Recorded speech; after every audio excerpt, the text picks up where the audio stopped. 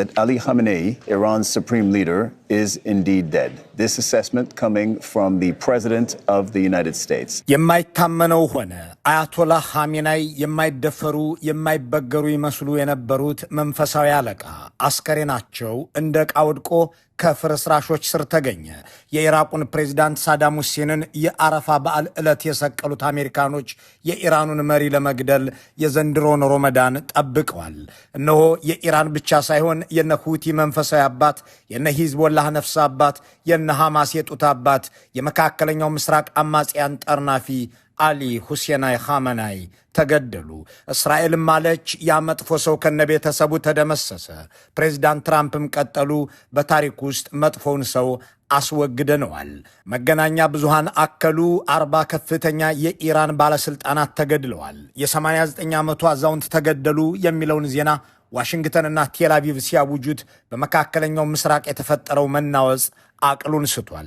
ከባህሬን እስከ ዱባይ፣ ከጆርዳን እስከ ኩዌት የኢራን ሮኬቶች ዘንቦባቸዋል። ካታርና ሳውዲም አልተረፉም። እነዚህ ሁሉ የኢራን እሳቶች የአረቡ ዓለምን ሰማያት እየቆራረሱ የመካከለኛው ምስራቅን ህንፃዎች እየደረመሱ ውለው ያደሩት ከአያቶላሁ መገደል በኋላ ነው። አሁን አሊ ሁሴናይ ኻሜናይ የኢራን አብዮት ብቻ ሳይሆን የሥርዓቱ መንፈሳዊ አባት ላይመለሱ ተሸኙ ተባለ።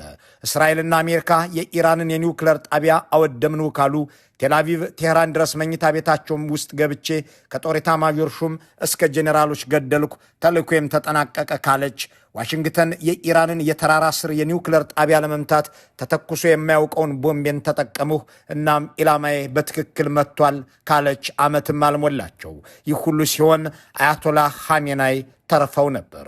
ቅርንጫፎቹ እንደተመለመለበት ዛፍ የሾሟቸው ሁሉ ተገድለው፣ ቀብተው ያስቀመጧቸው ጄኔራሎች ሁሉ በተኙበት ቀርተው፣ እሳቸው ግን አንዳችም ጉዳት ሳይደርስባቸው ተርፈው ነበር።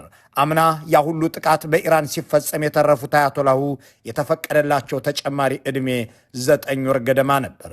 ያለፉትን 9 ወራት የኖሩት በአሜሪካና እስራኤል ቸርነት ነበር እንደማለት። አምና እነ ዶናልድ ትራምፕ ይናገሩት የነበረው አያቶላሁ የተደበቀበትን እናውቃለን፣ ልንገድለው ስላልፈለግን ፈቅደን ትተነዋል በማለት ነበር። በዚህኛው ዙር ግን ያንን መጥፎ ሰው ገደልነው። ይህም ለአሜሪካውያንና በዚህ ሰው ክፉ ተግባራት ለተማረሩ ሁሉ ትልቅ ዜና ነው። ኢራናውያን ሆይ የራሳችሁን መንግስትና የሚገባችሁን ክብር ለመጎናጸፍ እድሉን ተጠቀሙበት ሲሉ ጥሪ አቅርበዋል። ምንም ተባለ ምን አያቶላሁ ተገድለዋል ተብሏል። ከ45 ዓመታት በፊት ያመለጡት ሞት በ44 ዓመታቸው አንድ እጃቸውን ቀምቶ ድምፃቸውን አዛብቶ የሳታቸው መልአከ ሞት ከ45 ዓመታት በኋላ ይዟቸው ሄዷል። ያኔው ገዳዮቻቸው አገር በቀል ነበሩ፣ የአሁኖቹ ደግሞ ከውጭ የሄዱ ናቸው። ከ2 ወራት በፊት የቬንዙዌላን ፕሬዝዳንት አስረው የወሰዱት ፕሬዝዳንት ትራምፕ አሁን ደግሞ የኢራኑን አገራዊ መንፈሳዊ መሪ መግደላቸውን ገልጸዋል። ጥያቄው ከዚህ በኋላ ነው። በእርግጥ የአያቶላሁን መገደል መዘዝ አለው ወይስ እረፍት ነው? ለኢራንም ሆነ ለመካከለኛው ምስራቅ ትርጉሙ እንዴት ያለ ነው? በእርግጥ ወታደራዊ መሪን መፍጠር፣ ሳይንቲስትን መውለድ የሚያይቸግረው የኢራን ማህፀን እኒህን አያቶላህ የሚተካ ሰው ማግኘት ይቻለዋል ወይ? ደግሞስ አያቶላህ መሰየም ቀርቶ ኋላ ቀር ነው የሚባልለት ሃይማኖት አከል አገዛዝ ተወግዶ ዘመናዊ መስተዳድር ቢመሰረት ይቻላል የሚል ድምጾች ሰሚ ያላቸው ወይ? አያቶላሁ ኢራንን ያጎድሏታልን? እሳቸው ስለመሆኑ ማን ናቸው?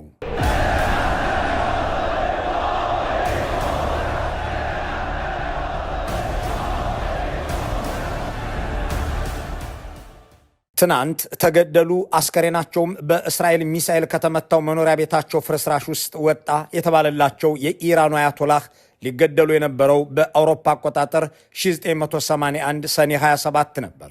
በቴህራን አቡሃር በተባለ መስጂድ ውስጥ ለሃይማኖታዊ አስተምህሮ መድረክ ላይ በቆሙበት ወቅት ጥያቄዎችን በጽሑፍ እየተቀበሉ ያብራሩ ነበር። ከታዳሚው ወደ መድረኩ ከተላኩ ወረቀቶች መካከል አንዱን ሲያነሱት ከስሩ ፈንጂ ያዘች አነስተኛ ቴፕ ነበረችና ድብልቅልቅ ያለ ፍንዳታ ተሰማ። ያ ፍንዳታ የኻሜናይን ቀኝ እጅና ደረት አገኘ። ተንገዳግደው ወደቁ። በእስላማዊ መንግስት በቴህራን የአርብ ጸሎት መሪ ተብለው የተሰየሙት የመጅሊሱም አባል የሆኑት ሰኢድ አሊ ሁሴን ኻሜናይ ወደቁ። ወደ ሆስፒታልም ተወሰዱ። ለተከታታይ ሳምንታት የተደረገላቸው ሕክምና ሕይወታቸውን ቢያተርፍም ቀኝ እጃቸውን አላስቀረላቸውም። ለዘላለሙ ከጥቅም ውጭ ሆነባቸው። በደረታቸውና በጉሮሯቸው ላይ የደረሰው ጉዳትም ቀላል አልነበረምና የድምፃቸውን ድምፀት የአነጋገራቸውንም ቃና ለዋወጠው። ሞትን ለጥቂት አምልጠውት ለተጨማሪ 45 ዓመታት በአንድ እጅ አገር እየመሩ እስራኤልና አሜሪካን እያሸበሩ መካከለኛው ምስራቅን እየዘወሩ ኖሩ። ከዚህ በኋላ ግን አይኖሩም። የአብዮቱ መሐንዲስ የእስላማዊ መንግስት ወላጅ አባት የቀድሞው አያቶላህ ሩሁላህ ኾሜኒ አገራቸውን ጥለው ከመሰደዳቸው በፊት በምድረ ኢራን እየተዘዋወሩ ያስተምሩ ነበር። ከአገሩ ከተባረሩ በኋላም ንግግሮቻቸውን በካሴት እየቀዱ ወደ ኢራን በመላክ ማስተማራቸውን ገፉ።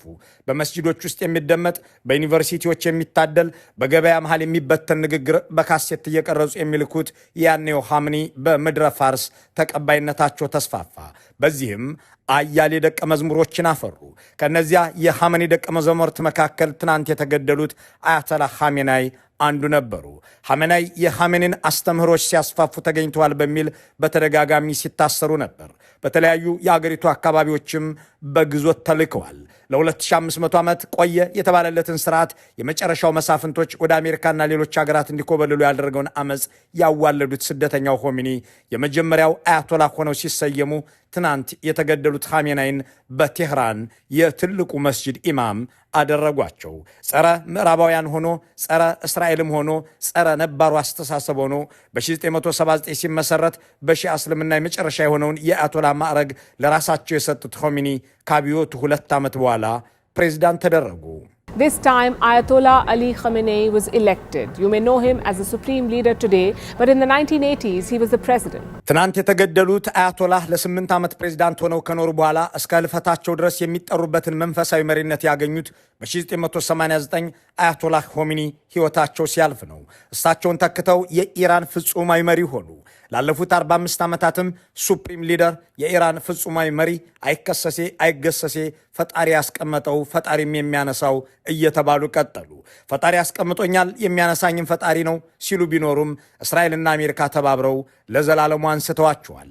ያችን ተፈጥሮም ታሪክም የባረካትን አገር ጨምድዶ የያዙት አያቶላሆች በሀብቷ እንዳትጠቀም ዜጎቿ ከዓለም ተነጋግደው እንዳይከብሩባት ያደረገው እስላማዊ አብዮት እንኳን ከምዕራባውያን ከሙስሊም ሀገሮች የሚያቆራረጣት ሆነ ሲባልለት ኖሯል። ጸረ እስራኤልና ጸረ አሜሪካ የሆነው እስላማዊ መንግስት እስራኤልን ከካርታ ላይ ማጥፋትን ያለመ አሜሪካንም ታላቋ ሰይጣን ብሎ የፈረጀ ሆኖ ቀጠለ። መካከለኛው ምስራቅ ውስጥ የሚበቅል ታጣቂ ሁሉ የኢራን ምርቃትና ድራጎት የማይለየው ሆነ። ሐማስም ይሁን ሁቲ፣ ሻአም ይሁን ሱኒ ብቻ እስራኤልን ለማጥፋት ይነሳ እንጂ በቴህራን አያቶላዎች ይደግፉታል። ኢራናውያን የአገራቸውን አገዛዝ ተቃውሞ በተለያዩ ዘመናት ጎዳና ላይ ወጥተዋል። ከ2009 እንደ አውሮፓውያን አቆጣጠር ጀምሮ የኢራንን አደባባዮች የሞሉ ለውጥ ናፋቂዎች የአያቶላህ ኻሜናይ አገዛዝ እንዲወገድ ጠይቀዋል። በ2009 አረንጓዴ አብዮተኞች፣ በ2017-18 የኢኮኖሚ አጀንዳ አራማጆች ሞት ለአምባገነኖች እያሉ ተሰልፈዋል። በ2019 የነዳጅ ዋጋ 300% ሲጨምር ብለዲ ኖቬምበር የተባለውን አገር አንቀጥቅጥ ተቃውሞ አካሂደዋል። በ2021 የመጠጥ ውሃ ሲጠፋ ወተር ፕሮቴስትስ ከገበሬ እስከ ከተሜ ተቃውመውታል። በ2022-23 የአገሪቱ ሴቶች መብት ነፃነትና ሕይወት የተሰኘውን ሰልፍ ለማካሄድ በሁሉም የአገሪቱ ክልሎች ተንቀሳቅሰዋል። ሁሉም የተጠናቀቁት ግን በግድያና እስራት ነው። ዘንድሮም የፋርስ ምድርን ያንቀጠቀጡ ሚሊዮናት ለተቃውሞ ወጥተው ከአገዛዙ ሰራዊት ጋር ተጋፍጠው ሺዎች ሞትን ውለውበታል። በእነዚህ ሁሉ ዓመታት ግን አያቶላህ ኻሜናይ በአመፅ መንግስት የሚወድቅ የሚመስላቸው የዋሆች ይኖሩ ይሆናል እያሉ ያፌዙባቸው ነበር። Since 2009, he was more comfortable in suppressing the democratic movement in Iran. این تصور هم غلط است که بعضی خیال کنند با حرکات خیابانی یک اهرم فشاری علیه نظام درست میکنند. አያቶላህ ኻሜናይ አመፅና ተቃውሞ ሳይለያቸው በአሜሪካና እስራኤል እያሳበቡ መኖር ችለውበት ነበር።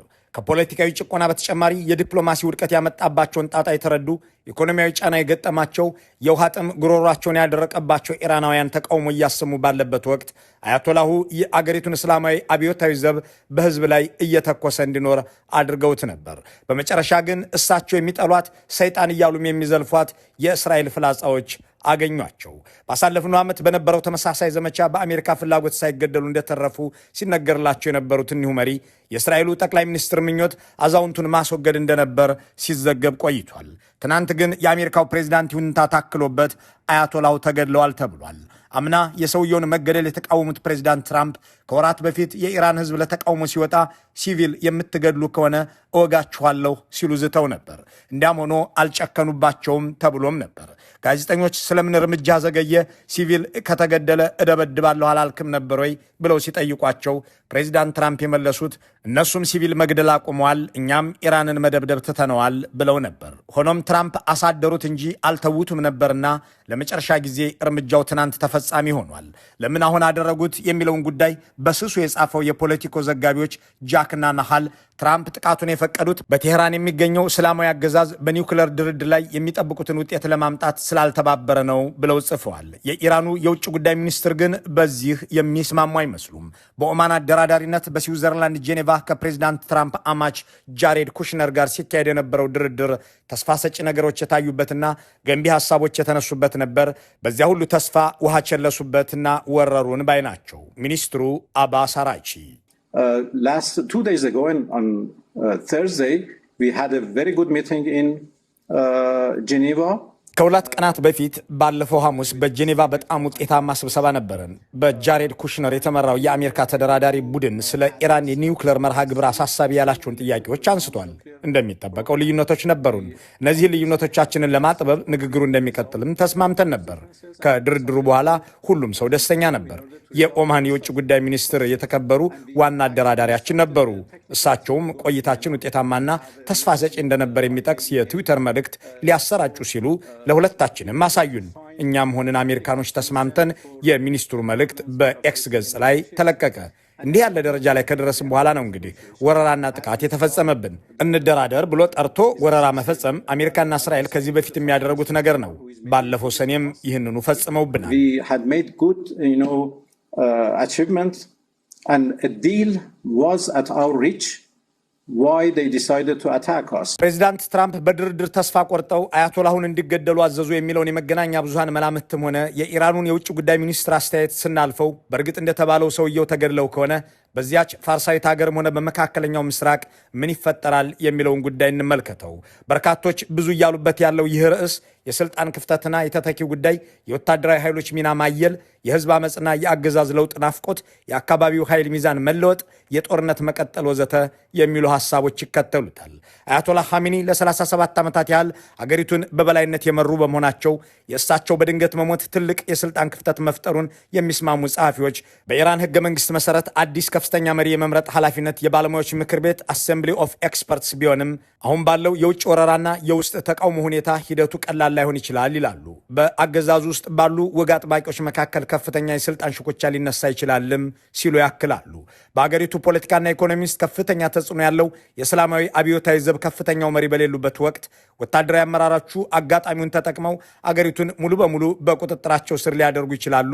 ይህ ደግሞ የሃይማኖት መሪዎቹን ሚና ወደ ጎን በመግፋት አገሪቱን ወደ ወታደራዊ አገዛዝ ሊለውጧት ይችላል የሚሉ አሉ።